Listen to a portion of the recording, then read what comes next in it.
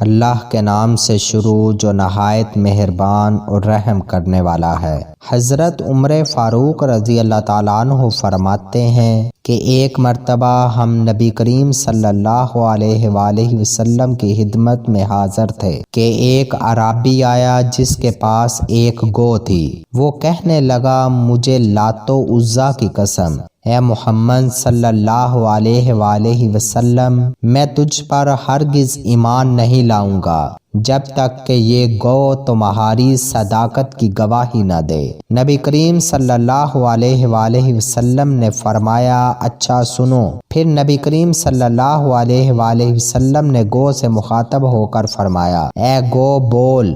گو سنتے ہی عربی زبان میں بول لبیک یا رسول العالمین، تمام سعادتیں اور کامیابیاں آپ کے قدموں میں ہیں۔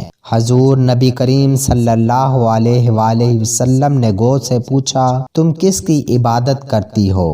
گو نے فوراً جواب دیا، اس کی عبادت کرتی ہوں جس کا عرش آسمان میں ہے اور زمین میں جس کی حکومت ہے اور سمندر میں جس کا راستہ ہے اور جنت میں جس کی رحمت ہے اور دوزخ میں جس کا عذاب ہے۔ نبی کریم صلی اللہ علیہ وآلہ وسلم نے فرمایا، میں کون ہوں؟ وہ بولی، آپ رب العالمین کے رسول ہیں اور خاتم النبیین ہے۔ جس نے آپ کو پہچان لیا وہ نجات پا گیا اور جس نے آپ کو نہ مانا وہ دونوں جہانوں میں نقصان پا گیا۔ اس اعرابی نے جب گو کی گواہی سنی تو وہ فوراً نبی کریم صلی اللہ علیہ وآلہ وسلم پر ایمان لے آیا۔